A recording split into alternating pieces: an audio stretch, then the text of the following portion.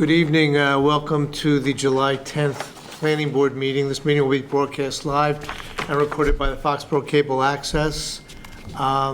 There may be people who will call in or show up on Zoom this evening. I'm not sure if there will be, but in case they are. If anyone wishes to speak on any of the matters before the board this evening, please go up to the podium, speak into the microphone, state your name and address for the record. Thank you very much. So, what do we have? Good evening. I did not have a chance to update. A couple things have happened this week that are not listed on the planning report. First and foremost, I did forward to you that we did get our final determination letter of compliance for MBTA communities. So I can breathe a sigh of relief, at least for now. We have two final candidates for a conservation agent, which the Conservation Commission will be speaking with on Monday. They're both really well qualified, great candidates. I'm pretty excited about them. I'd like to work with either of them, so we'll see how that goes. Both new? Yes. Both new. Not one of the former applicants? No. So we have master plan. We haven't had the best attendance, so if you have a chance to poke people and get them to attend one of our workshops, please do so. The surveys have been a little bit more successful, but you really need both because the surveys give you quantifiable data that you can compare for a larger number of people, but it's shallower. You get a lot deeper, more insightful information when you get people in front of you in a room talking to you. So please encourage people, if you're out and about, to attend one of our workshops. We did have a workshop that's separate from, but will factor into the master plan that talks about the Schneider Electric property that will be up for sale. We had that community meeting on Tuesday. A lot of really good conversation. It gave me some good ideas for something that I'll probably throw out as like just a very rough draft, just to see what people have to say about it, because I think I found some ways that we can work with some of the concerns that residents had while allowing for some of the comments that other residents made. Again, it's going to be a heavy lift because you need a 2/3 vote to change zoning at town meeting, and that means that not only do 2/3 of the voting residents agree to change the zoning, but they also have to agree on the direction in which to change it. So it's going to be an uphill battle, but it's a conversation that's well worth having, and we'll be doing some kind of recorded presentations and information sessions on that, just so that people can have a little more information about what's happening and what they can do. I've already talked about the zoning map updates with you all. I won't get into that. Grant applications, I think I made you all aware that we did receive the Mass Gaming Commission tourism grant for close to $500,000. So we'll be able to make some ad buys and get funnel some of the tourism dollars that are going to enter our region next year with the World Cup into our local businesses. We're still waiting to hear back on the bike path planning grant, so we'll see if we get that or not. We should hear back in the next week or two, according to their schedule that they gave me. That's really about it for the big events, but yeah, it's been a very busy week. Good. Anything on that from subdivisions, Ben? Yeah, a couple of things. The subdivision, 204 East Street, the Pioneer Estates, I spoke with the developer today. They will be coming to our meeting, our next meeting, to request to set up a bond. So they're that advanced, and the release of some of the lots in the subdivision. So that's exciting. We also have the plans for the Chestnut Street subdivision for the board to sign, to endorse. So after the meeting, if you can just stop by and do that. Thank you. Okay, thank you. Gabby, has work commenced at all on, I'll get it. now I forget what I was going to say. I'll get you after. Okay. Yeah. Do you want a motion on them? Has everyone had the chance to read the minutes? Yes. Okay, I'll make a motion to approve the minutes from June 12th, 2025. I like it. All those in favor? Aye. I'll abstain. I was not there. Some of the shortest and briefest minutes ever. Is that a good thing or a bad thing? I thought it was a good thing. Closed. Really, there we go. Right, it being... Quickly. What? The train platform. Has any work commenced down there yet? They just asked to record their order of conditions, so. Okay.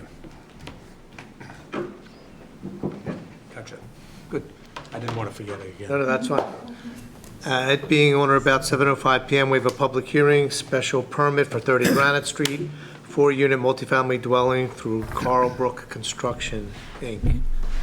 Good evening.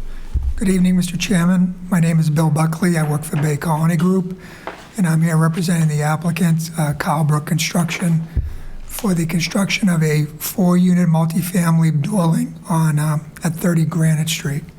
So I'm going to just share my screen here.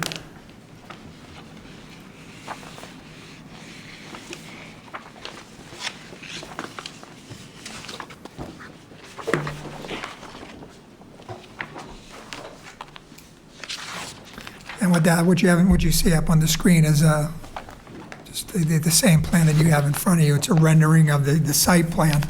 So this is a approximately 0.8 acre parcel of land located on the south side of Granite Street, approximately 200 feet east of the intersection of Union Street. Currently contains an existing single-family home that has been not used for quite some time. And so what we're proposing is to remove that building and to construct a 4-unit building. So the proposed building is will be a townhome type building, which I'll show you the architectural in a moment. And so as you look at the drawing, what you can see is as you come in off of Granite Street, you'd be coming in on the right side of the lot, and the building would be on the left side of the lot with the front facing toward the right as you come in. And the buildings will be 2-story, 3 bedrooms each. They have a 2-car garage at the first floor level in front, and as well as that, we've placed enough space in front of the garages that you could actually get 2 more cars parked in there, as long as you don't have a big truck. There's at least 18 feet in there. We also have 2 other parking spaces at the end of the parking lot that you can see there.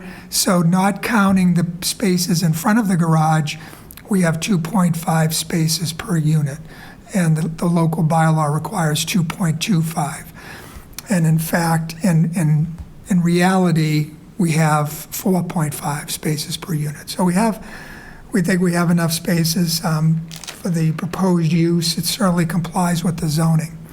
One of the things you'll note that there's no dumpsters on this site. We don't have a dumpster. What the developer has decided is he is going to have, it'll be just pickup, as if you lived in a single family or a 2-family. So you bring your trash out to the street, and so that eliminates the requirement for a dumpster, which is sometimes an issue with people.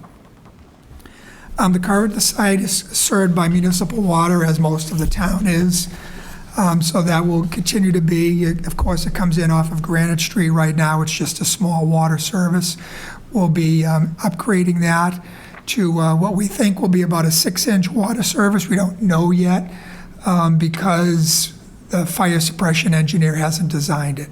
But we will be bringing a 6-inch main off of the current main on the street, because we're going to be adding a hydrant to the front of the building. So as you come into the driveway, you look to the left. If you look at the drawing there, you'll see a hydrant. We've gone over that with the fire department. What they do is they like to, when they come in, they drop their hoses and then move in. In addition to that, this building will be sprinklered because of the size of the building. And as you look at the building from the street, again, the right front corner is where the sprinkler room will be, which way it will be in the basement, but they'll have access from the front. Again, that's a fire code requirement and issue. We're not sure right now what it will be. It could be gas, it could be electric. The building code is constantly changing, kind of pushing people toward electric everything. Plus, You're talking about heat? Yes, heat in it, yeah, heat. And gas has just become an issue with dealing with the gas company. So I have clients that just aren't interested in dealing with them, even if it's available. So that's an unknown at this point. It doesn't really matter. The site will be served by an on-site septic system. So if you look at the drawing right there, this side of the building on the left side as you're looking at the drawing, this will be the septic system. It's just a regular septic system that you have in front of your house. It's stone and trench, other than the fact that it's going to be for 12 bedrooms instead of your home, which is probably more typically for 4 bedrooms. The site itself, if you have a chance to walk out there, and I hope you do, you can, when you look at the site from the street, it kind of goes up a little bit, pretty flat, and then if you go into the backyard, you'll see it's a bowl. So there's a bowl in the backyard. It's very obvious. If you look at this drawing here, between the site and Union Street, there's a decent height differential on there, so everything drains down into the site from that area. And then it's relatively flat to the northeast or the east, as I'm pointing right now, and down here again, it's pretty much the same. So what we're going to do is kind of replicate that the way it's happening now. The water goes in. We've done soil testing back there with the Board of Health witnessing it. So we did it for the septic system on that left side as you're looking at the drawing, and in the rear we did some for the drainage system. So what we'll do is, as you've seen, I'm sure many times, certainly in the designs I present to you, we try and separate out the roof drain system from the parking lot system. We try not to mix it. And that's what's called an LID, low impact development element, because the water coming off the roof is clean, quote unquote, and the water coming off your driveway is not. So it has to be pre-treated before it goes into the drain system. So we separate those out, and the same thing you'll see here. So all the roof drains will go down through gutters and be piped separately into this system. And then the driveway, for the most part, pretty much from the front of the building right here all the way back, will be served by one catch basin. And before the water goes into that catch basin, we'll be using what's called a tree box filter, which you've seen in designs before. It looks like a curb inlet. It has like you see in like the downtown area, but a little bit higher, where you have the grates and the trees come up through it. So what happens is the runoff from the parking lot goes into that tree box filter. There's a mixture of wood chips, mulch, gravel, stone. It cleans itself as it goes down through, and then it will go into the catch basin and then into the subsurface drain system. The drain system has been designed for the 100-year storm, the 1% probability storm, which is the current standard. And what happens is the water goes in and infiltrates. For the really biggest storm, you might have a little bit of surcharge in the back, which means it would come out of the inspection ports, but it will remain in the backyard because the backyard will remain a bowl. And we'll capture the runoff coming off of between Union and the rear. That will be channeled by these grades here on the side. We've created a little separate depression in the back there in order to capture that. That whole area is going to be grassed. So you'll see a little depression over there, but for all intents and purposes, you won't know that anything else is underneath there. There's no pole lighting on this site for the parking areas, so the garages will have lights on them, and the porches will have lights on them. And we've given you a photometric plan that shows that there's no spillage. These lights are what's called dark sky compliant, so they're not designed to light out, they're designed to go up. Well, actually, they're all designed to go down. They're not even designed to go up. So they're dark sky compliant. We kept them as low as we possibly could in that area. We have landscaping on either end. There is a sheet in there done by the landscape architect, John Lineck, and it shows plantings over on each of the sides. They're, I think most of them are Jolly Green Giant evergreens, which is similar to the ones you'll see in the parking lot in the back here. If you look behind the town hall, I mean, those have been there a while, so they're much higher, but these grow, I think, a foot or two a year. So they'll provide a nice buffer within a relatively short period of time.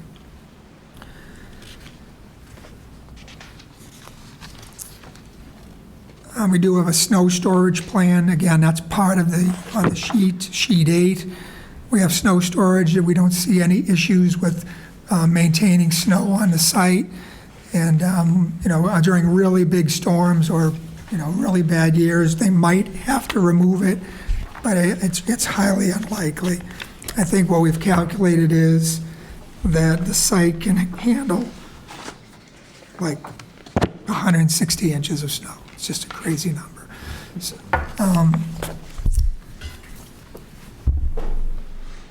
this is in the R15 zoning district. We are surrounded by single-family and duplex homes. I don't think there are any other multifamilies in the area, but it is designed for multifamily. We do meet the front side and rear setback requirements for it, and as well as the area requirements for this. And I think I'll stop right there. Couple quick questions. So you mentioned earlier on about the part, did you say there was 2 additional spaces in addition to the ones in front? Where were those 2 spaces? They're right here on the end. Okay. See those right there, yeah. The And next then, question I have is, how did the builder or how did the designer determine to enter on the sides side as opposed to the O'Connor side? And the reason I'm asking is because I live on Granite Street, and having nowhere near this particular parcel, but right at the outcropping up on the corner there, on Yeah. the side, there's a huge rock outcropping and a boulder there. yeah, So if someone's waiting to make a right-hand turn there, and then someone is, because normal traffic is coming down Granite Street might not be an issue, but if they're turning into the driveway there, could that be a problem? it's a good question. I don't have an answer on why he chose that. I mean, we leave that, we asked the Up to the developer to do that how his, but I'll find out and I'll take a look at that issue. And I'm not dictating it in any sense. I'm No, just no, no. bringing it up It's as a good point. thing that I noticed going out of that street all the time. And just as a safety thing to think about. Yeah. Is it planning owners or renters? What does the developer have in mind?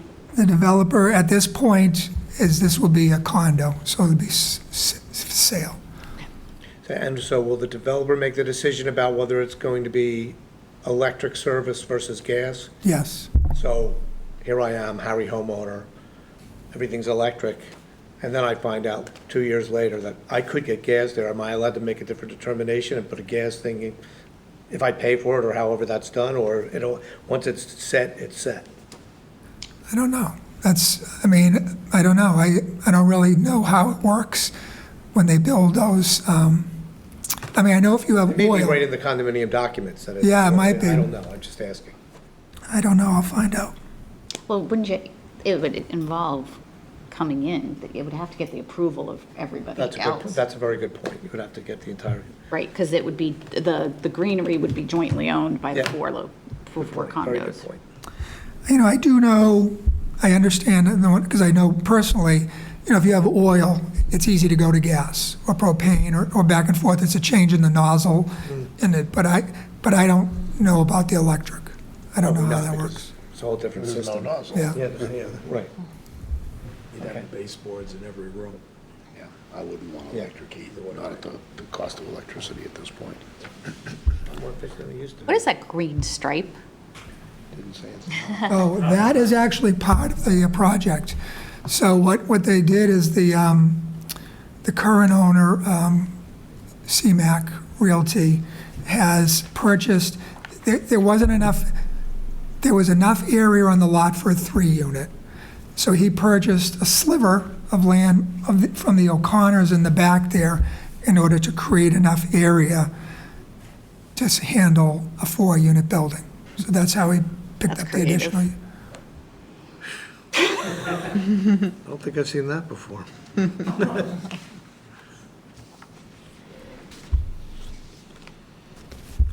I didn't show you, I know you have it in your plan set, but let me show everybody. Oops, sorry, wrong one.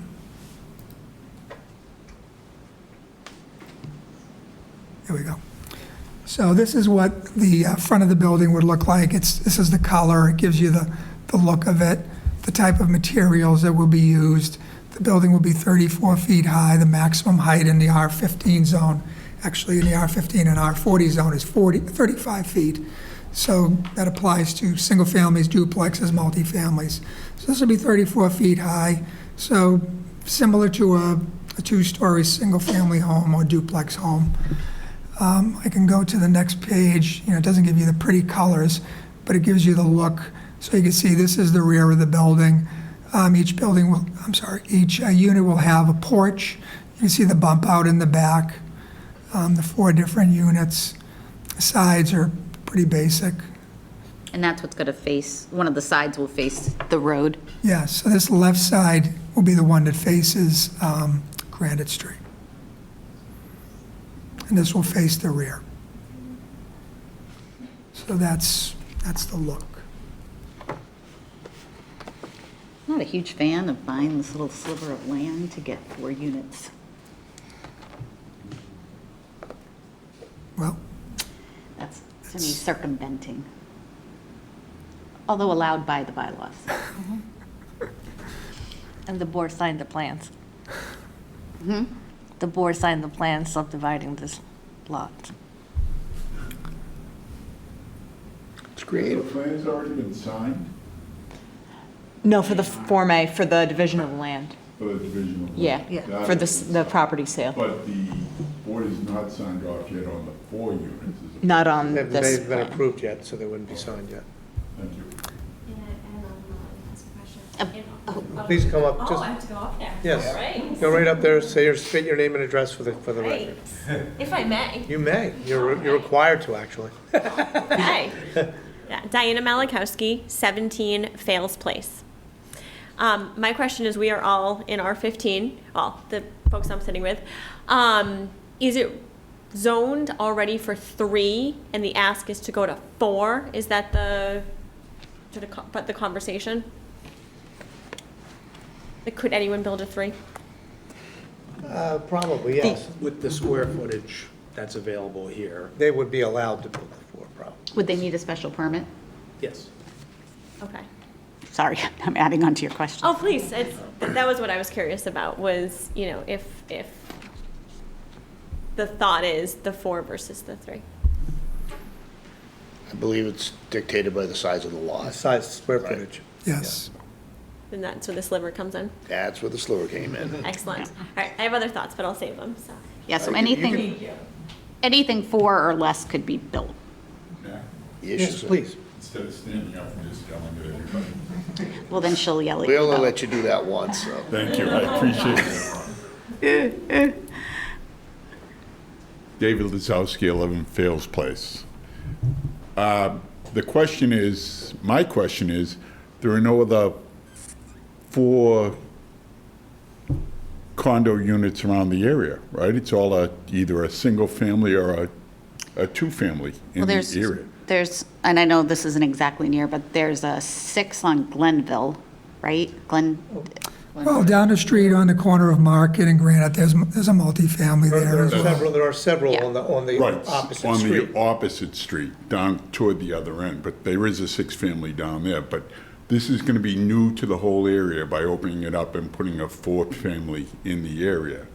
And once that happens, anyone else that wants to build can use that as a stepping stone, saying that there's already a 4-family in the area, I No, would imagine. no, No. Dave. No? It's driven Okay. by the lot size. Okay. So if you decided, you're an R15 and you decided that you wanted to sell your property or demo your house and build, you're restricted by the size of your lot. So Okay. you could get 2-family, 3-family, all depending on what the square footage of the lot is. So with the standard lot that he has without the sliver added to it, that lot is only allowed to have a 3-family on it as opposed to a 4-family? If I understand it correctly. That appears to be the case. Okay. And how common is it for somebody to bypass or to kind of cheat the system by just adding a small strip of land that's useless for anyone? Well, it's not really cheating the system, it's creative. Well, this is a creative way to do it. I mean, That it is, could have been, that is a very creative way of but doing it. there's certainly a lot behind it, and I assume that that's a smaller lot, or maybe that home property owner wasn't interested in doing a transaction of that nature.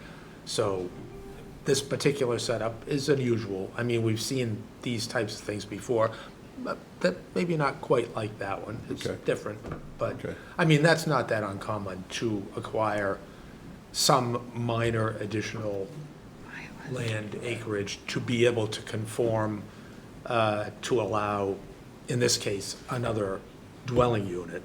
It, might be to conform to other things in different circumstances. How big is that sliver? It is Doesn't look very big. 1,750 square feet. So it was pretty close before. It was very that, close. Right. And as an example, if he had, as an argument, had gone to the fields behind him and bought a small sliver and attached it to the back, you probably wouldn't have much to say about it. It's That's just what I a- was getting It just sort of sticks I out do, like a sore thumb. I understand that. My thought is I would rather, if we have no choice in a three-family, because that's what our laws allow. But if there's any way to stop a four-family going in, then I would, just for the simple fact that I'm worried about all of a sudden that I live over in Fales Place, which is up behind everybody, is once that starts happening, that we're using the six-family at the end of the street as an example of what the properties are. And I'm worried because on my street, Fales Place, they just added another duplex on there. And one of a house that the same builder owns, which is a duplex, was used as a comparison. Well, there's already a duplex on the street. But the duplex is allowed by right there as well. That's right, it is. But just to see it used as a comparison, and he already owns it. So my fear is that once we open this door to allow the four-family to come in, that it's going to be used again and again and again. Well, I could be wrong. I don't necessarily think, I think you're suggesting that there would be a precedent-setting aspect to Right. this particular project or application. And I don't think that's true, but I do think that, and we've talked about this here at the board, that, we've had a couple of applications lately that have been approved for similar types of projects. One is on Main Street, another's on Chestnut Street, all in the R15 districts. And, it might be time to sort of, do a reset or look again at our R15 zoning, because right now, these types of things are allowable, and hey, they're lucrative, Yeah, absolutely. So, but in terms of this one, I would say that the other two that I referenced, this site seems to be an easier site. It seemed to be, the topography is easier. There doesn't seem to be any other homes as close as we have seen in the past.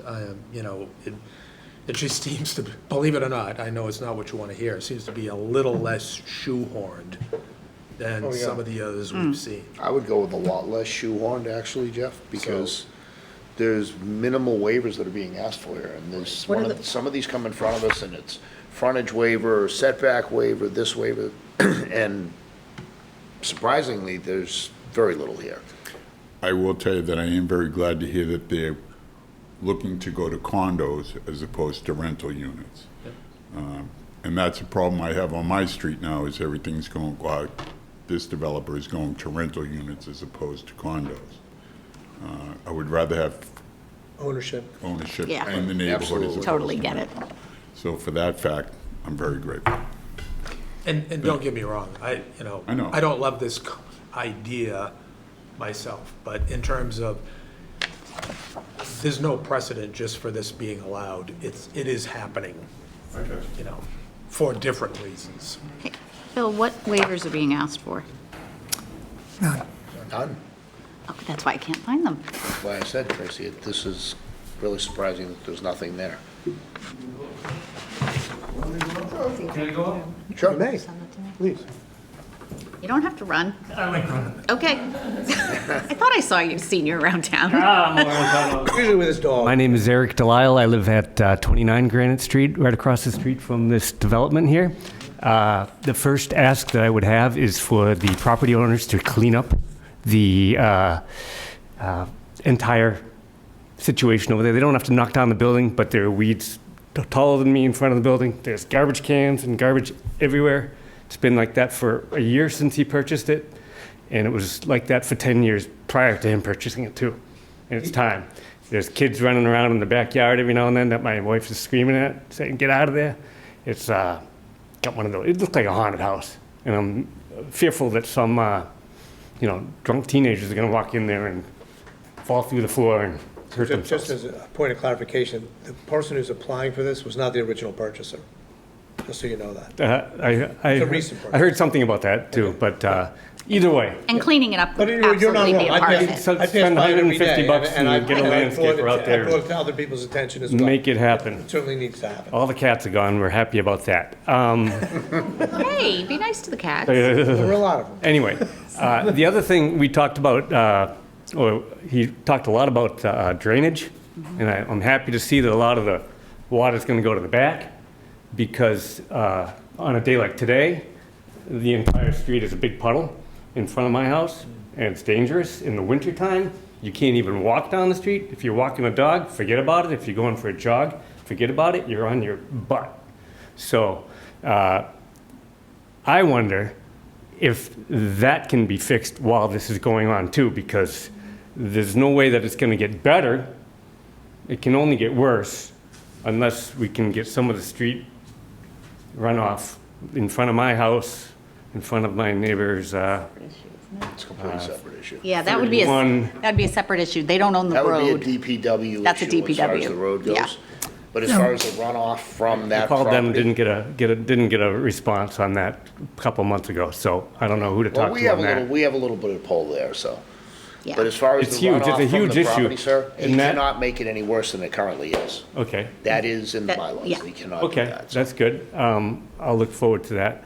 And then he mentioned or somebody mentioned the Union Street blind Yeah. coming out of that driveway. Yes. That's a really awesome point that you made, because people go flying down Granite Street in the first place. They don't even see Union Street on the left, or they don't care if it's there or not because of that big boulder that's on the corner. Which property is the boulder on? I believe- It's on the sides. Do you Next to own the that sides. boulder? Who owns that boulder? I'm taking the fifth. Do you own that boulder, sir?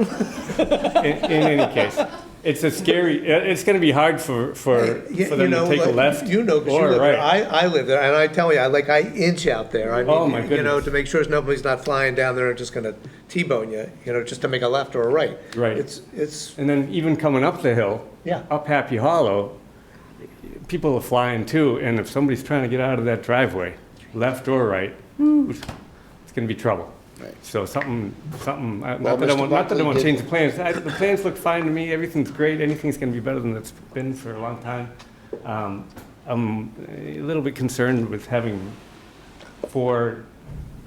minimum four cars, could be up to 8 or 12 if there's teenagers with cars and whatnot. So that's going to add to a lot of traffic on a very narrow road already, and then you add the Union Street thing and the boulder and everything else. It's just going to be a little bit of, I just don't want people to get hurt.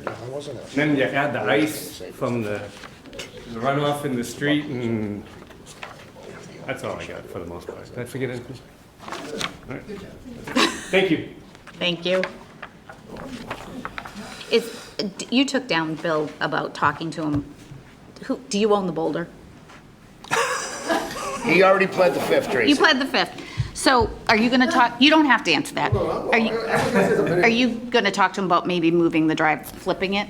Well, I'm going to look at it. I got to go look at it myself. Yeah. And then I'll come back with an answer. And the answer might be cutting back on the rock. I don't know what the answer will be. He looks like he's going to cry. Is it your rock? My name is Bill Sides, and I live at 37 Union, which is probably the property most impacted by this project.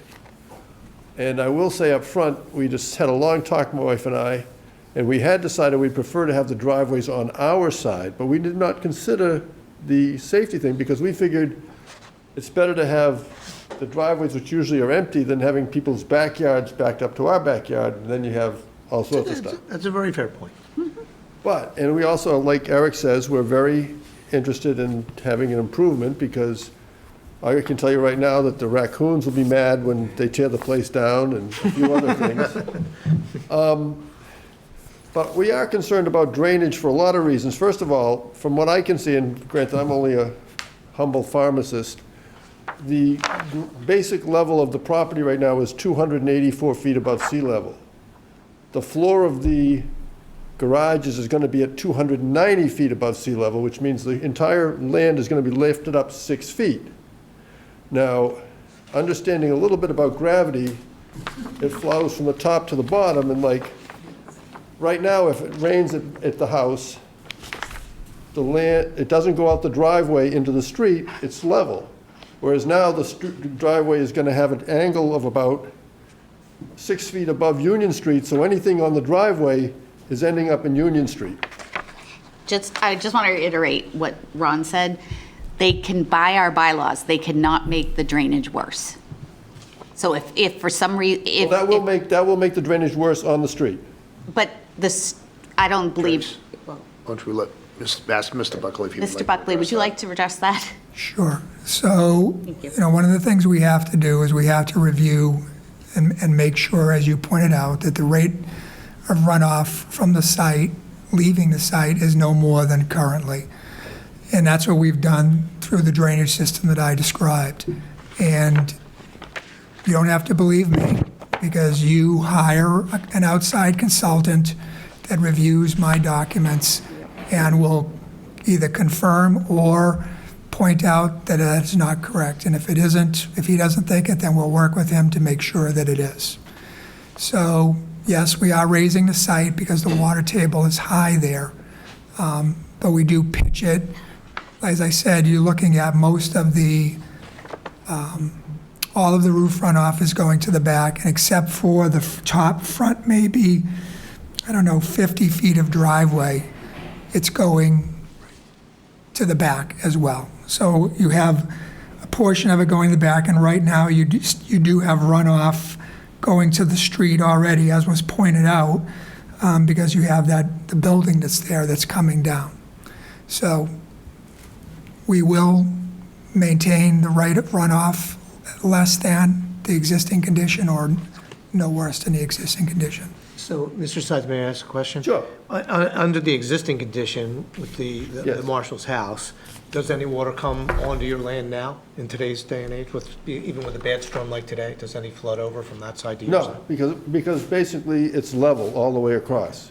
At the end, the property line's about 284 feet, and that's what the center of the property is about 284 feet, so everything basically just goes down. Yeah. But now, if they're gonna raise it up to 290 feet, obviously it's gotta go somewhere, and yes, they do have the 100-year storm, I guess I heard him mention, but I think everybody now is talking about 500-year storms and things because of what's happening. But also, like, for example, is there any kind of a curbing along the edge of the driveway I noticed the driveway slants down about 6 or 7 inches over the length of the driveway to funnel the driveway back, but is there any kind of a curbing on the edge of the driveway to catch all the driveway runoff and funnel it to the back? Or if we have a really heavy storm, does it just overflow into the, because the last 20 feet of the property, from what I can see, the grass drops from about 289 and a half feet down to 284 feet. So there's about a 5.5 foot drop in 20 feet. Now, I think he mentioned some kind of a slough or something that's supposed to kind of pitch it back. But I'm not exactly sure how that will work. And a couple of other just comments. I know builders have to make money on these things, but they could be a little bit more aesthetically pleasing, especially the side that faces the street. That almost looks like, it's just a, I mean, couldn't they do something to make it, dress it up a little bit? Even all these older houses there, except for the, I won't say the monstrosity across the street, the duplex, But that is almost like a fort. It's so close to the street. I mean, but everything else is older houses, and they're aesthetically pleasing. And then you have this kind of like this big wall with about a few small windows. Couldn't something be done to dress that up? And then also, I think my wife and I have talked a little bit about the fact that we don't really want to have 18 arborvitaes, because we have kind of a barrier already. Then you put the arborvitaes, and it's going to be almost, it just doesn't seem like a very imaginative approach, because down at the very end of the property, they have some rhododendrons. Now, it would be nice to have some rhododendrons maybe we could look at, instead of, tucked down in the corner. Well, as we see is these big, we're not necessarily adverse to being able to see into their driveways. And I don't know quite and they say that these trees get big. They get very big. So I don't know if you wouldn't need 18 of them, if anything. And also they're only, so I just think that could be addressed a little bit too. I think the aesthetics are pretty poor. If I could speak to the aesthetics just for one moment, this property does fall within our design review district. So there will be a board of residents within this neighborhood that will be reviewing this project as well from an aesthetic standpoint. So those concerns, typically developers will listen anyway, or they'll send their engineers to listen. But in this case, there's a little bit more of an enforcement tool that the town has because of this neighborhood. Okay, so because I had talked to the design review board, and they weren't exactly sure how far they came down. I believe this is still within it. I'll verify and I can get back to you did you sign in? Yes. Okay. I'm the first name on the list. Okay, great. So as long as I have your contact information, I'll get back to you on that. But I'm fairly certain this one falls within our district. So, two things. One is, you're not unusual to say, I would like to have some different types of plantings there. It's often the case, and we often will talk to the applicant and say, can we do something to assist? I just don't think it's very imaginative. Well, you're right, but I got to tell you this. In a lot of cases, we have situations now where people want to be totally blockaded from whatever the new building is for whatever reason. Yeah, but we can't, how can we spy on our neighbors if you can't see them? We are being videoed. We gotta keep eyes on these things, neighborhood watch. Mr. Sides, we literally had an applicant that was approved, and we signed the paperwork last week, that was requesting an 8-foot-high fence for privacy. Yeah. From the abutter. The abutter wanted an 8-foot fence. And you complete opposite of this one, less, and most of the applicants are very amenable to working with. Because first of all, the neighbors. our first floor is probably at 290-something feet. So we look out our back window, we're gonna be looking over any arborvitaes they put anyways. So until they get really big, it's gonna be a moot point. Those things grow, those grow like 5 or 6 feet a year. But, I just think that. But no, you'll have an opportunity to make a I request. spent a lot of time taking all the arborvitaes out of my property because I think they're not very good looking. Yeah. And so I just don't want to have them all stuck there again. Okay, I get it. I get it. And, I think that's about it for now. Thank you very much. Would you like me to just address a couple of those things, Mr. Chairman? Sure. So, Mr. Sides was asking about curbing in the parking lot. Yes, there is curbing in the parking lot, so that captures the runoff and directs it into the catch basin. He was asking about, beyond the curbing where it will be increasing the size. So I brought this up for you. I know it's hard to see, but what this is graded, so any runoff coming from either this direction or this direction is directed this way. So this would be a swale along the rear here, and it's directed into the back. So, we understood that, that we didn't want to create a dam for people living higher than us, so that will capture that and direct it to the back. It gets there anyways right now, but this will be a more formal string. As far as I'll definitely bring back the comments about the look of the street if the board wants me to do that. And then the second thing is definitely bring back the comments. And as you stated, the board stated, we definitely work. That's a no-brainer to work with neighbors on the type of landscaping they want to see in there, especially if you don't want those arborvitaes, which are horribly expensive. So, if you want something different, I'm sure he'd be thrilled to talk to you about it. But I'll pass that on to to Mr. Martiniak. So just to clarify on that swale issue, so you'll be pitching down from the side's property before you get up to grade in the parking lot? So if you picture coming down from the sides property, it will level off, and then it's going to go back to the parking lot. So that'll be creating that bowl in there, and we'll grade it so it goes to the back. And all either landscaped or grassed or whatever the resolution is? It's grass, yeah, it'll be grass with trees in it, whatever type of trees or bushes that they agree upon. Yep, okay. Yeah, and please, mention the gable ends to him as well. Mention the what? The gable ends, Yeah, where he'd it's just like the little 5 windows, things that are there. Yeah. Okay. Yeah, the gable end facing the street.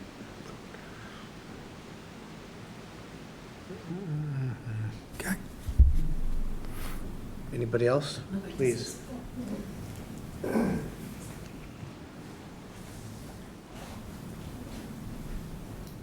Hi, I'm Mary Trivett, 40 Granite Street, so just down a few houses. My question is, what's the timing on this? What are we talking about? What has to happen? In terms of when it will be built or when it goes through this board? Everything. I can, It won't go to the board until the board's satisfied and all the public hearings are done, and, and we hear things, but go right ahead, Mr. Buckley, you were going to say something. no, you're right.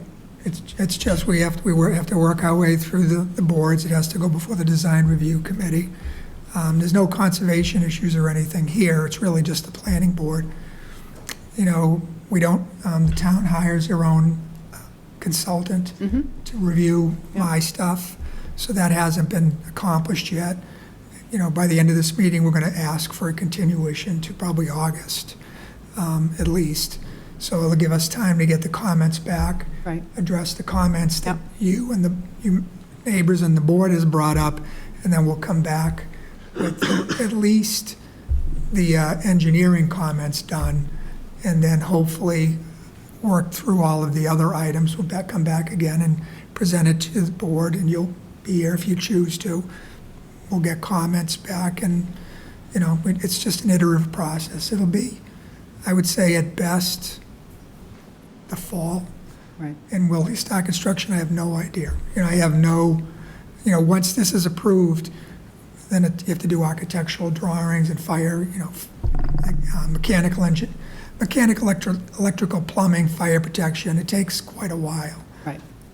So it's not like it's going to happen soon. No, that was my understanding. So the comment before about cleaning up the property, we've been looking at this for years and years and years, many years. The house is not in good order, the property is poor. It would help to just have someone come in, pick up the trash, which we've already talked about, and mow the lawn. It's not a lot, but it just would help. It's an eyesore. It It's is. terrible. What, two things. First, for the residents, you don't get another notification in the mail, so just make sure you're checking the website in terms of when this is going to come back on. Yep. So I just want to make sure of that. And then, when is the plan, because this kind of goes to your aesthetics, which I get, when does he plan to knock it down and clear the lot?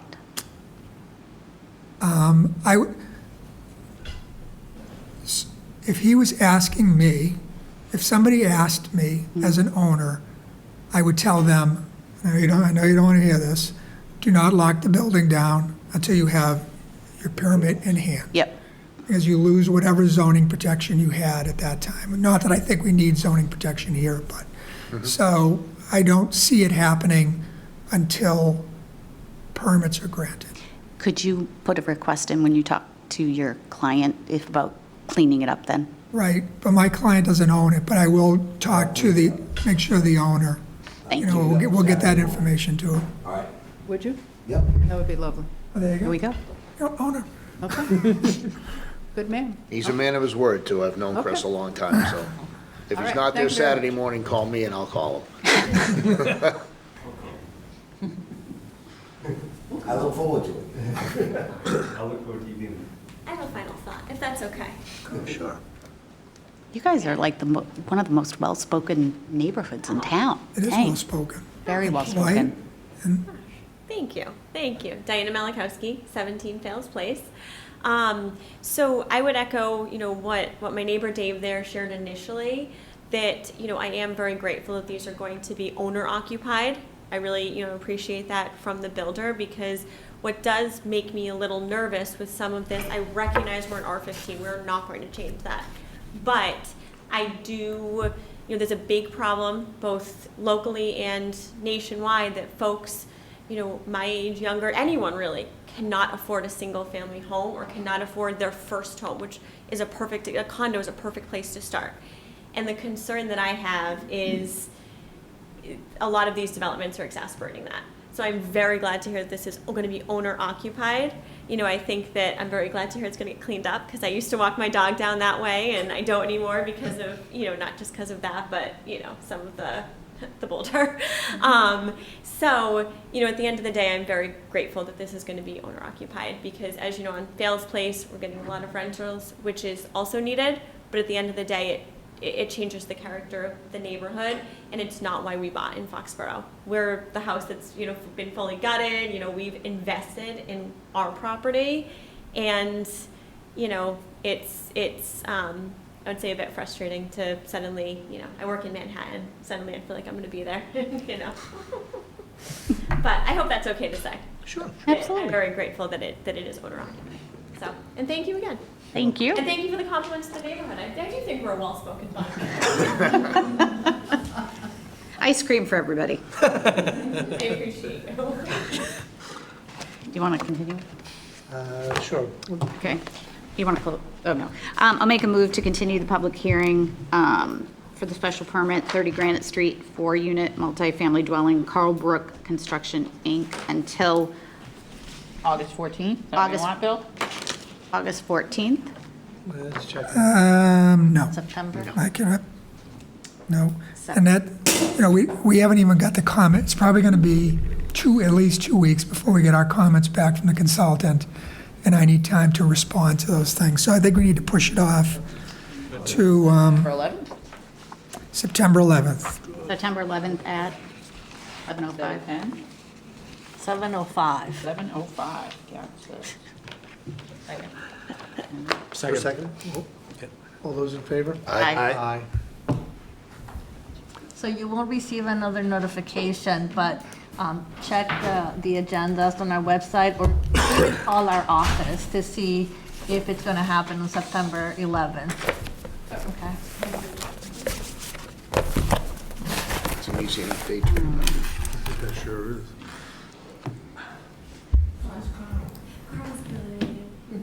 I know, we stopped working that way in the winter because the Yeah. we do it in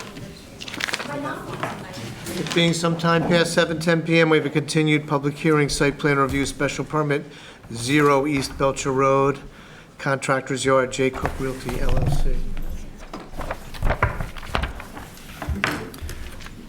Mr. Chairman, we've requested a continuation for 2 weeks, which I put it in writing so that. You did. I apologize again. That was one of the It's things okay. that came in this afternoon. Busy.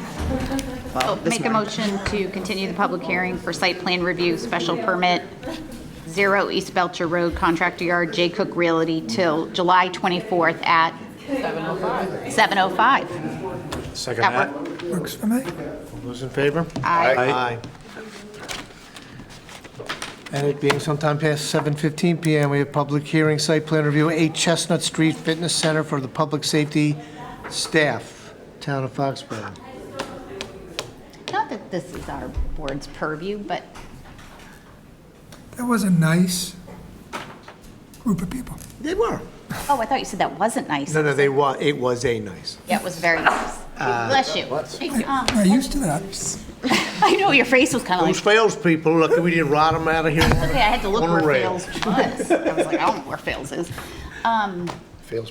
Did they already get funding for this? Yes. You paid for it at town meeting. We paid, I thought it was just a dressing room. What happened to that? Yeah. I thought it was a locker room. Or was that too obvious, evidently? Well, there's the gentleman they want to talk about, the low spot in the street. There's a low spot on the street. Oh, yeah, I got that. Right after you pave my street. Good evening. Do you want to talk? You want me to? I mean, I can give it a quick. Since you're paying me, you might as well let me talk. I'll give it a quick history, and then I'll let you go through the details. For anybody that doesn't know, Chris Gallagher, Director of Public Works. We have a project over at the Public Safety Building at 8 Chestnut Street. The original intention was to move the women's locker room as an addition to the back side of the building. Yes. That's what I remember. As we started to work through that process to see what was going to be involved, it was going to be a lot more than the $750,000 that was approved at town meeting. Just for that room, not including. Just for adding onto the back of the building. The infrastructure behind the building, the HVAC units, drainage systems, utilities, was just going to be through the roof. So we kind of took a second look at it. The police chief, working with his staff, facilities crew, permanent building committee, kind of took a second look at it and tried to figure out how they could accommodate the same features, increasing the space for the women's locker room while maintaining the existing infrastructure that they have. So in the existing public safety building, they have a workout facility for the police officers. It's required. It's in their union contract that they have on-site workout facility, but also needing to increase the space for the women's locker room. So the option was to remove the workout space from the interior of the building and make that a separate building on the property, taking over that workout space and moving the women's locker room, expanding it so that he has more space for that need, which is kind of where we are today. Adding that separate building triggered site plan review, which is where Mr. Buckley comes in and Bay Colony Group. So with that, I'm going to turn it over. Great. Chris, any questions? And both chiefs are good? Yes. So this is a 2,000 square foot building, as you can see in the back here. In red is the existing building, light gray is the parking. So what we're doing is we've kind of gone into the rear parking lot of the auditorium. And although we're close, but we have to go into the rear because of the size of the building. And then the grading was an issue. So what we've decided, grading became an issue, and then traffic circulation became an issue, not for cars, but for the police, and I guess the firemen, probably the police mostly. During stadium events like that soccer game the other day, have all these off-site people, they come in with buses, and they have to go through there. So by doing what we were doing, we were choking off that lane. So what we've done here is we've put the building in here, and we've removed some of the parking in the back. Did a couple of things. The first is it eliminated the requirements to have any walls because there's a pretty good elevation differential in the back there. It eliminated the requirement for us to do any drainage because by taking out that impervious, we've created a net decrease in the amount of impervious. Drainage still works. And the parking back there, while is awesome, other than during crazy events, it's not used to its full extent. So you can see where the building is located, and it's right near the dumpster back there. If you've ever gone back there, we're going to be relocating the dumpster that's currently in this area here. We have to move it a little bit to the right as you're looking at the drawing. There's no increase in the population over what is currently there, so we're not going to increase the size of the septic system. The septic system is located over here in this corner. It's underneath the parking lot, the auditorium as well. So what we're going to do, the septic tank is located right here. There's a line that goes right along the back, so we'll be tying that existing bathrooms, I think there's 2 bathrooms, and there's a slop sink there as well. That will be tied into the existing line at this approximate location right here. There's a water line that goes around the back of the building, and we'll be tying into that location right here, relatively close to that. The electrical, again, not sure of this, but talking to Chris, we think that what's going to happen is there's capacity over here at this pole, so we'll be bringing the underground line around the existing septic, trying to stay on the grass without tearing up any more pavement than necessary, and come into the building there. There'll be no lighting, additional lighting other than required under the building code for entrances. So there's an entrance right here. There's actually an entrance over here. No, there's an entrance right here. We moved that. And there's an entrance over here, as well as a big entrance for, I don't know, bringing things into the building. So this area is relatively level, so that works there, and it's relatively level out front here. You can look on your plan set, your plan sheets, I think we gave you on the last page, you get to see the elevations of the building. Nothing special, it's kind of hidden in the back there. The second to last page is the square footage of the, is the floor plan, which again is just a big open floor plan with a couple of bathrooms. What's the dark green on this? The dark green is the area that was paved that we're going to turn into grass. So that's what I was talking about earlier. We're going to take that, and that allows us to not have to go with, underground infiltration and all that other stuff. And when did the storage tent become known as Hatfield Storage Tent? I'm guessing that Thomas put that on there. He did. And was there an honorarium paid to Mr. Hatfield in order to put his name there? It should have been the Hobie storage tent. Did we hear from any neighbors? No. No. Is the auditorium on a separate parcel? It is. It is, but it's all under the same ownership of the town, but it is a separate parcel. Yes. And we are hoping that maybe sometime this year, they will vote on it. Great. And what are we asking them to vote on that we can sell it? That it'll no longer be a part of the Recreation. Recreation, yeah. The use is required to be recreational right now. Oh, okay. I'm good with this. Yeah. Do you want a motion? Anybody? You happy? I'm involved. You'd be happy if you didn't have to do it, but, I get dragged into doing the utility work. So when you first started telling the story, I'm like, oh my gosh, you're going to make the women walk outside? Isn't that a little, I was like, no, please. I make a motion to approve the site. To close the public hearing. Site plan review, 8 Chestnut Street, Fitness Center for Public Safety Staff, Town of Foxborough. is there a second? I'll second it before I get. All- Favor? Aye. Make a motion to approve this site plan as drawn for 8 Chestnut Street, Fitness Center for Public Safety Staff, Town of Foxborough. I'll second that. All those in favor? Aye. Make a motion to adjourn. Geez, I need more And you clients can like actually him. get home with your family. It's like, it's a good night. I always run into his family at the nail salon. Motion to adjourn? Second. Sorry, ma'am. I wasn't paying attention. Aye. Aye. Thank you all for your attendance.